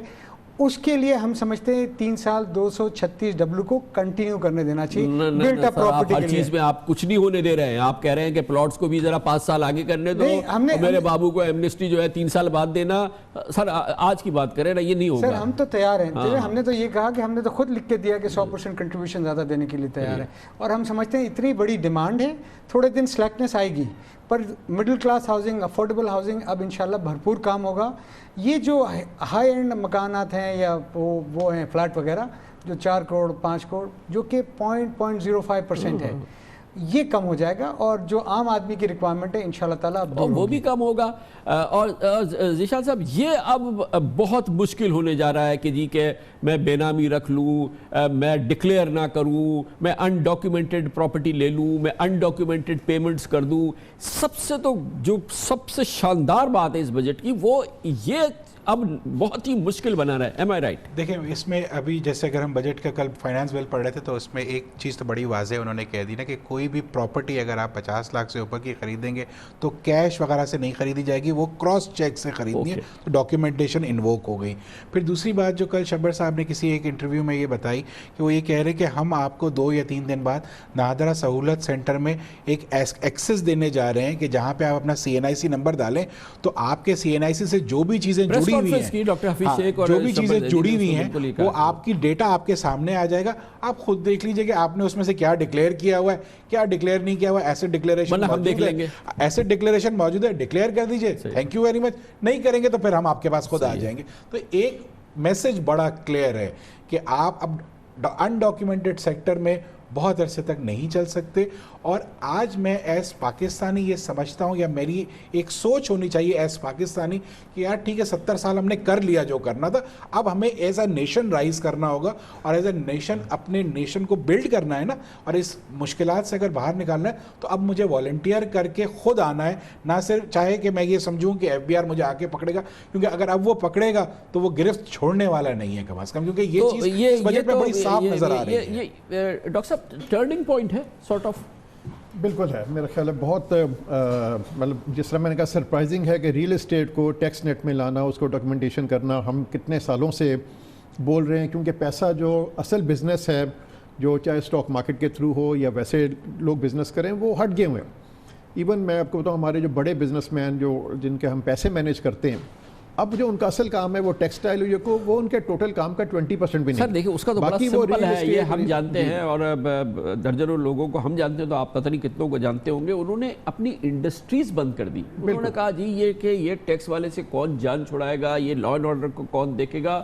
انہوں نے بند کر دی. انہوں نے فیز 8 میں جا کے پلاٹس لے لیے, کسی نے 10 لے لیے, کسی نے 25 لے لیے, کسی نے 30 لے لیے, اور اس کا ریٹرن آپ دیکھیں کہ وہ تو 100% ریٹرن دیتا تھا, اور tax zero tax. Phase 7 phase 8 میں جا کے پلاٹ لے لیے, اور وہ جو ہے وہ اور زیرو ٹیکس آپ نے اس کو بیچ دیا. اور پھر پلس یہ کہ جو آپ نے اوپر کے پیسے اگر آپ نے ایکسپورٹ فائنانس سے یا دوسری طرح سے آپ نے لیے ہیں تو وہ جا کے آپ نے 20% پہ رکھ کے اور 100% کا گین لے لیا. تو یہ تو لاٹری تھی, اب تو نہیں رہے گی. نہیں رہے گی. میں ایک بتاؤں جہاں بڑی تعریف کر رہے ہیں کہ جی ڈاکیومنٹیشن بھی ہو رہی ہے, ٹیکس نیٹ بھی پڑا ہے, مگر ٹیکس کا ایک لمٹ ہے. آپ کہہ رہے ہیں 4000 سے 5500 پہ جائیں گے, خدا کرے وہاں چلے جائیں. مگر میں سمجھتا ہوں جو دوسری سائڈ ہے نا کہ ابھی بھی گورنمنٹ کا سائز چھوٹا کرنا جو بہت بڑا ہے, لاکھوں لوگ ہیں جن کی اتنی ضرورت بھی نہیں ہے گورنمنٹ میں. پھر یہ اسٹیٹ آن انٹرپرائزز کا 1 ٹریلین روپیز سے اوپر کا لاس, پھر یہ جو پاور سیکٹر کے لاسز ڈسکوز کے, باقی ہم نے اگر اس طرف دھیان نہیں دیا اور سارا فوکس صرف ٹیکس پہ کر دیا تو ٹیکس زیادہ لگانے سے آپ ہماری اکانومی اور سلو ہو جائے. جی یہ ڈاکٹر صاحب آپ نے بڑی زبردست بات کی, اور یہ نوٹ کرنے کی بات ہے وزیر اعظم عمران خان کے لیے, ڈاکٹر حفیظ شیخ کے لیے, شبر زیدی کے لیے, کہ جتنے پاکستانیوں سے میں بات کر رہا ہوں, بہت انفارم لوگوں سے بات کر رہا ہوں, کہہ رہے ہیں ہم ٹیکس پہ سب دیں گے, اور ہمیں یقین ہے کہ اس دفعہ عمران خان بےمانی نہیں ہونے دے گا ہمارے ٹیکس کے پیسوں سے. لیکن وہ یہ بھی کہتے ہیں کہ آپ اپنے حالات تو ٹھیک کریں. یہ جو درجنوں ڈویژنز بنے ہوئے ہیں جو کہ اربوں روپے کھاتے ہیں, جن کا کوئی کام نہیں, اتنی بڑی گورنمنٹ ہے, اس کو شرنک کریں. یہ جو اسٹیٹ اون انٹرپرائزز ہیں 10 مہینے ہو گئے, اس کو آپ نے کہیں سے ریفارم نہیں کیا. یہ 1000 ارب کھا رہے ہیں, اس کو ٹھیک کریں. یہ جو بجلی اور یہ جو نظام جو چوری ہو رہا ہے اس کو ٹھیک کریں. اس میں شاید کچھ تھوڑی بہت بہتری ہوئی ہے. تو جو آپ کے اینڈ پہ کرنے کی کام ہے وہ آپ نہیں کر رہے ہیں, ابھی تک آپ نے نہیں کیا ہے, وہ آپ کو کرنا ضروری ہے. یہ ٹیکس والے سب سمجھتے ہیں کہ بڑی بہتری آ رہی ہے, لیکن ابھی تک جو آپ نے کرنا ہے وہ نہیں کیا. مظہر صاحب صحیح ہے نا بات؟ دیکھیں میں سمجھتا ہوں کہ بالکل صحیح ہے, اور جہاں پہ لوگوں کی ضرورت ہے وہاں پہ لوگ موجود نہیں ہیں. فار ایگزامپل آپ کے بارڈرز ہیں جہاں سے اسمگلنگ ہوتی ہے, تو جب بھی ہم FBR سے یہ بات کرتے ہیں کہ جی آپ وہاں پہ بارڈرز پہ اپنی پیٹرولنگ بڑھائیں, آپ اپنے بارڈرز کو کنٹرول کریں, اسمگلنگ آ رہی ہے, انڈسٹری کو سپورٹ نہیں مل رہی, تو ان کا کہنا یہ ہوتا ہے کہ ہمارے پاس مشینری نہیں ہے. یا جو سب سے امپورٹنٹ بات ہے وہ یہ ہے کہ اب آپ ریٹیل سیکٹر کی طرف جا رہے ہیں. ابھی ہم کچھ دیر پہلے ہی بات کر رہے تھے کہ آپ ہر اس ٹیکس پیئر پہ آڈٹ شروع کر دیتے ہیں, ہر دوسرے سال آڈٹ شروع کر دیتے ہیں. اگر آپ سائنٹیفکلی ان لوگوں کو 2 سال 1 سال کے لیے چھوڑ دیں اور وہ پوری ٹیم جو ہے اب نئے ٹیکس پیئرز کی طرف لگا دیں تو آپ کو بہت فائدہ ہوگا, کیونکہ جو ایگزسٹنگ ٹیکس پیئر ہے وہ کہیں نہیں جا رہا, وہ تو یہی رہے گا. صحیح. تو یہ ایسپیکٹ جو ہے. اچھا, اور ذیشان میں جو لوگوں سے بات کر رہا ہوں وہ کہہ رہے ہیں کہ بھئی اچھا یہ ہم سب کچھ کرتے ہیں, لیکن FBR تو ہماری جو FBR کی ہاسٹیلٹی ہے, جو اس کا ایک امیج ہے, اس سے تو ہماری جان چھڑاؤ. اس کو تو تھوڑا فرینڈلی بناؤ, اس کو تو ریفارم کرو, اس کو تو دوسرا FBR ہمیں دو نا. جب ہم دوسرے بن رہے ہیں, ہم اپنی ہر چیز ڈکلیئر کر رہے ہیں, تو ہمیں FBR بھی تو ایسا دو. یہ کتنا ضروری ہے؟ دیکھیں اس وقت ساری چیزیں ہم سے ڈائریکٹ کر دی گئی ہیں کہ ہمیں ٹیکس بڑھانا ہے, ہمیں ٹیکس زیادہ دینا ہے. تو FBR نے جو کچھ 2 چیزیں شبر صاحب کے آنے کے بعد کی, ایک انہوں نے ریٹس پہ ٹوٹلی بین لگا دیا کہ ان کی پرمیشن کے بغیر کسی ڈپارٹمنٹ پہ ریٹ نہیں ہوگی, کسی بزنس پہ ریٹ نہیں ہوگی. دوسرا انہوں نے یہ کہا تھا کیا کہ بینک اکاؤنٹ کو فریز کرنا, تو یہ ایک بریدنگ سپیس دیا. تیسرا انہوں نے, اب ہم ان کے وعدے کا انتظار کر رہے ہیں پورا ہونے کا, انہوں نے کہا تھا کہ میں سیکشن 122(5)(a) کو جو ہے ختم کر دوں گا کہ آپ کے اوپر اننیسیسری کوئی نوٹس نہیں دے. تو یہ کچھ ایسی چیزیں ہیں کہ جب یہ بدلنا شروع ہوں گی تو آٹومیٹک چینج آنا FBR میں بھی شروع ہو جائے گا. اس وقت جو ایک اور بہت بڑی چیز جو کل میں نے انہی کی کانفرنس میں سنی, جو انہوں نے بتایا, اور یہ صحیح ہے کہ اب ٹیکس کلیکٹر سے بھی جو ہے سوال کیا جائے گا کہ تم نے یہ اگر ٹیکس ڈیمانڈ غلط لگائی ہے تو تمہارا بھی اکاؤنٹیبلٹی ہوگا. یہ ایک بہت پازیٹیو سٹیپ ہے. اس کے ساتھ ساتھ میں یہ سمجھتا ہوں کہ جو ان کا ٹریننگ پروگرام ہے, جو ان کے نئے آفیسرز آ رہے ہیں, ادھر بہت ضرورت ہے کام کرنے کی, کیونکہ جو پرانے لوگ ہیں جو کہ اس سسٹم سے شروع سے چلے آ رہے ہیں, وہ بہت سارے لوگ اب ریٹائرمنٹ کی ایج پہ, لیکن جو نئے آنے والے آفیسرز ہیں ان کی ٹریننگ پہ اس وقت بہت کمی ہے, وہاں ضرورت دینی پڑے گی. تاکہ اگر آپ جو ایک ریفارم چاہ رہے ہیں نا, کیونکہ چینج تو ودن سے آئے گا. یہ بتائیے گا کہ یہ جو ری ویلیویشنز ہوں گی, جو لوگ اب ڈکلیریشن کریں گے, کرنا پڑے گی, ڈاکومنٹیشن ہوگی, اس سے جو آپ کا جو سائز ہے, جو آپ کی ہیلتھ ہے, جو آپ کا مسئلہ ہے, جو ہمارے بلڈرز کا, ہماری پراپرٹی سیکٹر کا, وہ تو بہت بڑھ جائے گا. وہ تو بکس ان کی بہت میسو بکس ہو جائیں گی, اور وہ بہت کانفیڈنٹ فیل کریں گے, بیکاز ہر بک کے اندر لاکھوں ہزاروں % تو اضافہ ہو جائے گا. اور یہ پل ساری آپ کو اپنے لوگوں سے, اپنے ممبر سے, اور سب. بالکل آپ نے صحیح کہا, اور ہم یہ سمجھتے ہیں کہ ہماری ایکچوئل اس اکانومی میں رول اپ سامنے آئے گا. کئی سال سے یہ پتہ ہی نہیں تھا کہ ہم کیا کر رہے ہیں, کیسے کر رہے ہیں, اور کیا رول ہے ہمارا, یہ سامنے آئے گا. اور ایک بات ہم سمجھتے ہیں گورنمنٹ کی ہم نے ریکگنائز بھی اور اپریشیٹ کرنی چاہیے. شبر زیدی صاحب جیسے پرائیویٹ سیکٹر کے آدمی کو لا کے بٹھایا, جس کو رات کو بھی فون کرو تو جواب دیتا ہے, اور سحری پہ بھی جواب دیتا ہے. یہ ہم ایسے تجربے ہم نے اور ڈپارٹمنٹ میں بھی کرنے پڑیں گے. ہم نے اس قسم کے لوگوں کو لا کے پرائیویٹ سیکٹر کو اتھارٹی, رسپانسبلٹی, ٹارگٹس دینے پڑیں گے, تاکہ وہ ایک جو کلچر ہے نا 30 سال کا, جو ہلتا ہی نہیں ہے, جس کو ہلانے کے لیے آدمی کو پورا زور لگا دینا پڑتا ہے, وہ چینج ہو جائے, اور وہ خود چل کے آئیں کہ بتاؤ کیا مسئلہ ہے, ہم آپ کا مسئلہ دور کرتے ہیں, ہم آپ سے یہ ایکسپیکٹیشن رکھتے ہیں, یہ ٹارگٹ رکھتے ہیں, اکانومی میں آپ کا یہ رول ہونا چاہیے. تو یہ ایک بہت اور یہ جو ہے آپ کی جو ہاؤسنگ کی ڈیمانڈ ہے, وہ تو بہت میسو ہے نا. اتنا رکا ہوا تھا, اتنے کنفیوژنس کے اندر یہ انڈسٹری اس طرح سے گرو بھی نہیں کر پا رہی تھی نا. تو اب ہمیں ایکسپیکٹ کرنا چاہیے کہ یہ اپنے بلوم پہ آئے گی, اور اس میں تو جیسے میں نے پہلے کہا 4 چاند لگنے چاہیے اس کام کے اندر. کامران بھائی, اب مجھے لگتا ہے کہ اس سیکٹر میں فورن ڈائریکٹ انویسٹمنٹ بھی آئے گا. دیکھیں جب پراپرٹی کی ویلیویشن سیدھی ہو جائے گی, آج سے باہر سے ہمارے پاس سنگاپور سے کمپنی آئی, وہ انویسٹمنٹ کرنا چاہتی تھی, پر جب انہوں نے دیکھا کہ 100 روپے کی چیز سیل ریٹ 25 روپے کی بن رہی ہے, کیا کرے گا وہ کیا جواب دیں گے ہم؟ اچھا, تو ریٹ کی ناکامی اسی وجہ سے تھی. ریٹ جو آپ کے ملک میں نہ چل سکا, وہ آپ کی ویلیویشن کی ناکامی کی وجہ سے نہ چل سکا. اب جب یہ ویلیویشنز برابر ہوں گی تو یہ ریٹ بھی سکسیسفل ہوگا, اور جیسے حسن صاحب کہہ رہے ہیں کہ فورن ڈائریکٹ انویسٹمنٹ ضرور آئے گی. ایک بات اور میں ضرور کہوں گا, دیکھیں پروونشل گورنمنٹس نے بھی کاسٹ آف ٹرانزیکشن کم کرنی پڑے گی. جب ہم 10 روپے کی چیز آج 100 روپے میں رجسٹر کرنا جا رہے ہیں, میں سندھ کی بات کرتا ہوں, 7% ہے یہاں کاسٹ آف ٹرانزیکشن. سندھ کی بات نہ کریں جی, سندھ کا تو اللہ, یہ آپ مسکرائی دیں گے, مگر یہ کیا حال ہے یہاں. کامران بھائی, ہم نے بولتے رہنا چاہیے. دیکھیں ریٹ میں انہوں نے دیا ہے either 7% اور 1% of the transaction value which ever is higher. مجھے مراد علی شاہ صاحب نے قبول کیا تھا 2 بار کہ میں اس بجٹ میں کر دوں گا. آئی ہوپ آپ کے پروگرام کی بڑی فالوئنگ ہے, لوگ دیکھتے ہیں, ہر مکاتب فکر کے لوگ دیکھتے ہیں. ہم چاہتے ہیں کہ وہ بھی اگر ہو جائے سندھ میں, تو Sindh will lead Pakistan. Karachi has been الحمدللہ leading Pakistan, and we are, اللہ کا شکر ہے, ہم اس میں بھی ابھی بھی لیڈ کریں گے وتھ آل ڈیو ڈیفیکلٹیز. ہم آج بھی لیڈ کرنے کو تیار ہیں اور کر کے دکھائیں گے, اگر یہ سندھ گورنمنٹ اپنی یہ جو کاسٹ آف ٹرانزیکشن کو منیمائز کر دے. اور اس پہ میں نے کہا either their 7% اور my 1% which ever is higher, ان کا ریونیو بھی گارنٹی ہو جائے گا, اور میں ایکچوئل ٹرانزیکشن پہ آ جاؤں گا. ڈاکٹر صاحب یہ فرمائیے گا کہ یہ جو اب بجٹس پہ ہم بات کر رہے ہیں, اور اس میں بڑا پازیٹیو وائب بھی ہمیں نظر آ رہا ہے, جو ہمارا ایک سب سے امپورٹنٹ ہے کارپوریٹ سیکٹر. جو کہ جس کو آپ دیکھتے بھی ہیں, جو کہ ہمارے یہاں لسٹڈ بھی ہے, تو اس سیکٹر کو کتنی سپورٹ ملے گی اس پورے ماحول سے جو کہ اس بجٹ سے جنریٹ ہو رہا ہے, اور جو پھر اس کے بعد جو اکنامک سچویشن بنے گی وہاں پہ کیا وائبس ہیں آپ کو؟ دیکھیں, ہمیں ڈر تھا, ہمیں معلوم تھا کہ ایک ٹف بجٹ آ رہا ہے, اور ہمیں ڈر تھا کہ جو کارپوریٹ سیکٹر ہے, اسپیشلی لسٹڈ کارپوریٹ سیکٹر ہے, اس پر اس کا بہت زیادہ نیگیٹو امپیکٹ نہ آئے. مگر ایک خوشائن بات یہ ہے کہ ہم نے جب انالیسس کیا ہے ہر سیکٹر کا, تو منیمل امپیکٹ آ رہا ہے. جو بھی سیکٹر ہو, سیمنٹ ہو, کچھ ہو, بہت کوئی ڈراسٹک نیگیٹو امپیکٹ نہیں ہے. اور ابھی بھی ہم پروجیکٹ کر رہے ہیں کہ اگلے ایک سال میں کارپوریٹ ارننگز تقریباً 12% سے گرو کریں گی, اور پیسہ فردر جو ابھی کچھ زیادہ لاک ان رہا ہے ریئل اسٹیٹ میں یا بینکوں میں یا نیشنل سیونگ اسکیمز میں, وہ اب تھوڑا اسٹاک مارکیٹ کی طرف آئے گا, کیونکہ وہاں پہ ٹیکس وغیرہ بڑھ گیا. اسٹاک مارکیٹ کی طرف تو آئے گا, لیکن ہمارے یہاں انڈسٹری میں کتنا پوٹینشیل ہے, ہمارے یہاں ایس ایم ایز میں کتنا پوٹینشیل ہے, یہ جو انلیش ہوگا, یہ ان لاک ہوگا, یہ لیکوڈیٹی یہ آ سکتی ہے؟ دیکھیے یہ آ سکتی ہے. اس کے لیے گورنمنٹ نے اس بجٹ کے اندر ساری چیزوں پہ کام کیا ہے. جو ایک چیز میں سمجھتا ہوں جس کے اندر انہوں نے بہت زیادہ ایفرٹ نہیں کیا ہے, وہ ہے کاسٹ آف ڈوئنگ بزنس. آپ نے سیلز ٹیکس کی طرف, آپ نے ریفارمز کی طرف تو آئے ہیں, لیکن جب تک کاسٹ آف ڈوئنگ بزنس آپ کی کم نہیں ہوگی. فار ایگزامپل, ایک بہت پرانی مانگ ہے کہ جی آئی ڈی سی کو ختم کر دیا جائے, گیس انفراسٹرکچر ڈیولپمنٹ سیس. اس کا تعلق گورنمنٹ سے ہوتا ہے, گورنمنٹ کی ڈیولپمنٹ سے ہوتا ہے, انڈسٹری سے نہیں ہوتا.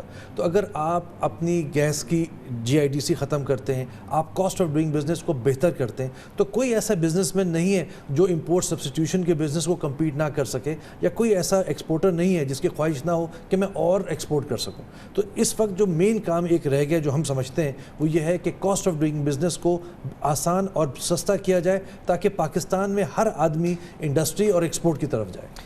جی ایک وقفہ لیتے ہیں اور آپ کو سمجھانے کی کوشش کر رہے ہیں. سیاست کی تو میں تو ہوتی رہے گی, اس سے کوئی فائدہ نہیں ہوگا. یہ اکانومی کی بات ہے, یہ بزنس کی بات ہے, یہ انویسٹمنٹ کی بات ہے. اس کے کیا اثرات ہوں گے اور کیا اس وقت پاکستان میں انفولڈ ہو رہا ہے, جیسے کہ آپ دیکھ رہے ہیں بہت امپورٹنٹ چینجز ہیں جو پاکستان میں دیکھنے میں آ رہی ہیں. اس کو ہم فردر ایکسپلین کرتے ہیں, چھوٹے سے وقفے کے بعد واپس آئیں گے.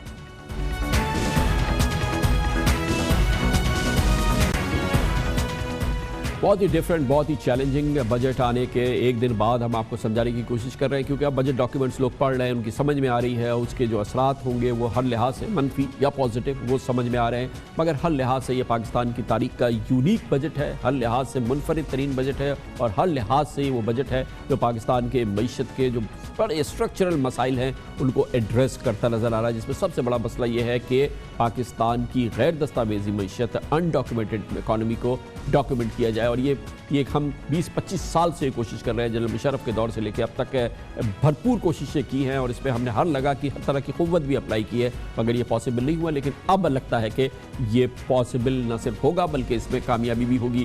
میں صحیح کہہ رہا ہوں ذیشان بھائی کہ لگ رہا ہے آپ کو؟ جی بالکل لگ رہا ہے. دیکھیں اس میں جو 2-3 چیزیں بہت ڈپارچر ہیں پچھلے اس میں, کہ انہوں نے سٹریس کیا ہے کہ اب سی این آئی سی کے بغیر بزنس نہیں ہو سکے گا. تو اب اگر کوئی انرجسٹرڈ سیکٹر میں بھی ہے, تو میں اگر سیل میں سیلر ہوں, مینوفیکچرر ہوں, میں نے بیچا, تو اگر انرجسٹرڈ کو بھی بیچوں گا تو مجھے اپنا اس کا سی این آئی سی داخل کرنا پڑے گا. تو جب میں اس کا سی این آئی سی داخل کروں گا تو اس کا ڈیٹا بیس تو بننا شروع ہو گیا ہے. تو جب ڈیٹا بیس بنے گا تو پھر ایف بی آر کے پاس ٹولز میکینزم موجود ہے کہ وہ اس کو نوٹس دے کر اس سے انفورس کرائے. اور جبکہ اس بجٹ میں ایک چیز اور بھی بہت اچھی ہے کہ جو نان فائلر ہے اس کا ٹیکس ڈبل کر دیا ہے.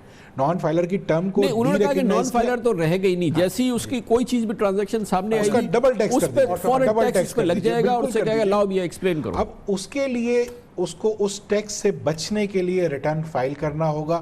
اور اسی طرح سے آپ دیکھیں گے تو اے ٹی ایل کے سٹیٹس کو بھی انہوں نے چینج کیا ہے کہ اگر آج آپ ریٹرن فائل کر دیں گے تو آپ ایکٹیو ٹیکس پیئر میں آ جائیں گے, وہ جو دگنا ٹیکس ہے پھر وہ ٹیکس نہیں کٹے گا. تو انسینٹیوائز بھی کیا ہے کہ آپ ایک طریقے سے ریٹرن فائل کر کے ایکٹیو ٹیکس پیئر بن جائیں, پورے سال تک نان فائلر نہیں رہیں گے, نان ایکٹیو ٹیکس پیئر نہیں رہیں گے, ایکٹیو ٹیکس پیئر بن جائیں گے. اور اگر نہیں بنتے ایکٹیو ٹیکس پیئر تو دگنا ٹیکس دیجئے جناب. اور وہ تمام لوگ بخشی بھائی, جو لوگ آپ کے کسی بھی ڈائریکٹ انڈائریکٹ اس ٹریڈ سے, ریل اسٹیٹ سے, پراپرٹی سے منسلک ہے, اب ممکن نہیں ہے نا اس کے لیے کہ وہ نان فائلر ہو, وہ ریٹرن نہ فائل کرتا ہو اور وہ ایک ایکٹیو بزنس بھی کرتا ہو. یہ نہیں, یہ بالکل صحیح بات ہے, بالکل ممکن نہیں ہے, اور ایکول اپارچونیٹیز آف بزنس ملے گی. دیکھیے ٹیکس بھی کلیکٹ ہوگا, سب بہتر ہوگا. اور میں سمجھتا ہوں ہم as an businessman, as an اس ملک کے رہنے والے, ہمیں اب اس کے مقابلے کے لیے تیار رہنا چاہیے.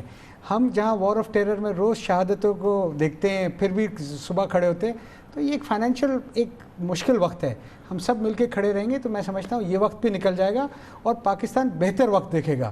ٹیکس ہم نے کنٹریبیوٹ کرنا, یہ آج ہم نے سب نے یہ سمجھنا پڑے گا انکلوڈنگ ہماری انڈسٹری کی, جتنا جو ٹیکس زیادہ کنٹریبیوٹ کرے گا اس کی زیادہ عزت ہوگی. آج سے پہلے معاف کرنا ایسا تھا کہ جتنا جو کم دیتا تھا اس کو زیادہ ہوشیار سمجھا جاتا. اس سینیریو میں ہمیں ابھی تک تو کوئی بڑی سگنیفیکنٹ کامیابی بھی نہیں ہے, لیکن جو ایسٹ ڈیکلیریشن اسکیم ہے اس میں کچھ ہم امپیٹس دیکھیں گے کوئی؟ دیکھیں میں آپ کو بتاؤں, کل پرسوں سے بہت زبردست اس میں چینج آیا ہے جب سے عمران خان صاحب نے 2 دفعہ نیشنل ٹیلی ویژن پہ بھی آ کے کہہ دیا.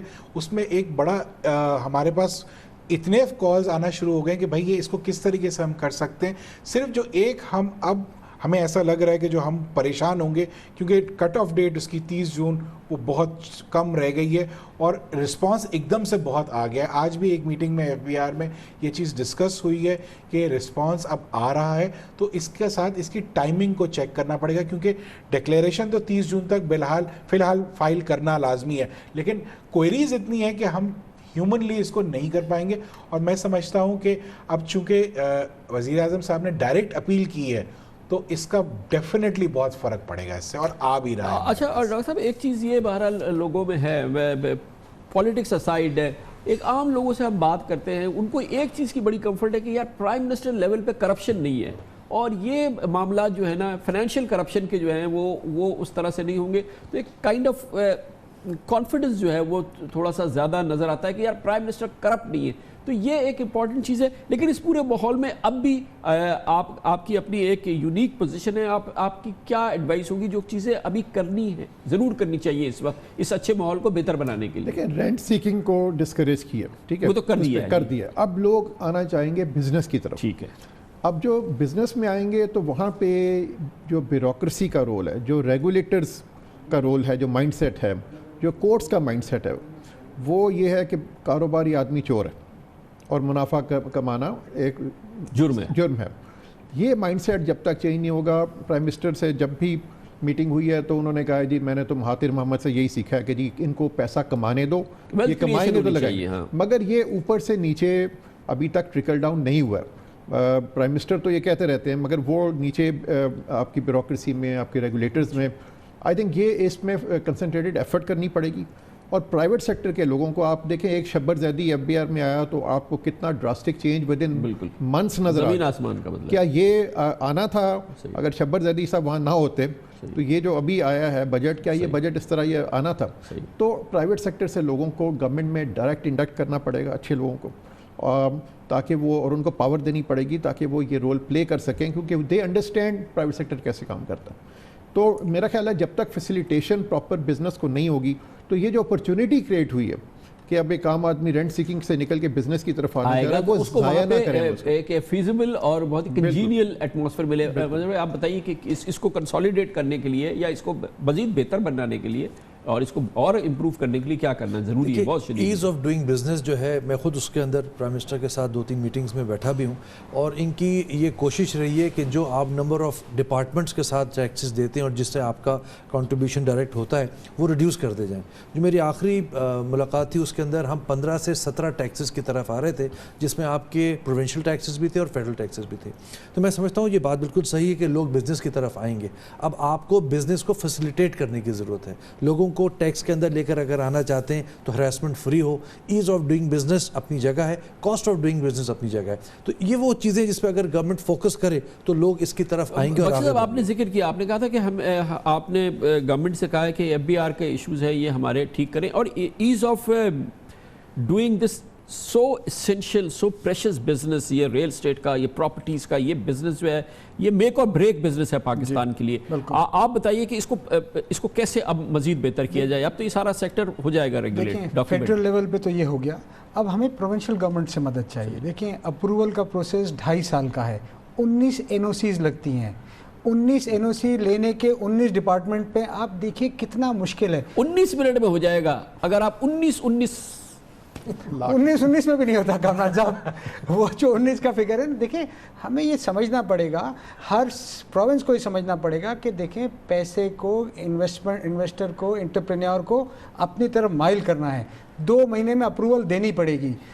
آسان کریں گے. بہت کام ہے, کام کی کمی نہیں ہے, کام کرنے والوں کی کمی مراد نہیں علی ہے. شاہ صاحب کو بتایا آپ نے؟ جی, انہوں نے کیا بتایا آپ کو؟ سر انہوں نے یہی بتایا ہمیں کامران بھائی کہ ہم کرتے ہیں, بٹ کوئی مگر ایک سسٹم بنا ہوا ہے, آپ سسٹم کے تھرو کام کریں نا. اس میں بھی نہیں ہو رہا سر, اس میں بھی آج کل کیونکہ مختلف ڈپارٹمنٹ ہیں. آج دیکھیں 2.5 سال سے انوائرمنٹل این او سی نہیں مل رہی ہے. 2.5 سال فون کریں, وہاں بیٹھا ہے سسٹم. کیا کریں, ہم چاہتے ہیں کہ آپ کے تھرو کچھ ایسا سسٹم بن جائے کہ کام ہونے لگے. سر کیک کا سائز بڑا کرنا پڑے گا, شیئر سب کا آٹومیٹکلی بڑا ہو جائے گا. ہم یہ نہیں سمجھتے کہ thank you so much sir, thank you very much indeed. بہت ہی ایک ایکسلنٹ پینل ہمارے ساتھ تھا. بہت ہی میں خود بڑا ایجوکیٹ ہوا ہے. ہوپ کہ آپ کو بھی اس پہ سمجھنے کی کوشش کی ہوگی, اور حکومت یقیناً دیکھ رہی ہے تو اس کو بھی اس سے گائیڈنس ملے گی. اور یہ بجٹ کے حوالے سے ہمارا خصوصی پروگرام تھا. اس کے ساتھ ہی اس پروگرام کا اختتام ہوتا ہے. کامران خان کو اجازت. اللہ حافظ ناصر. Hi, it's Sayyeda Shanaz here. Thank you for watching Dunya News. For more videos and updates, don't forget to click the subscribe button. Keep watching Dunya News.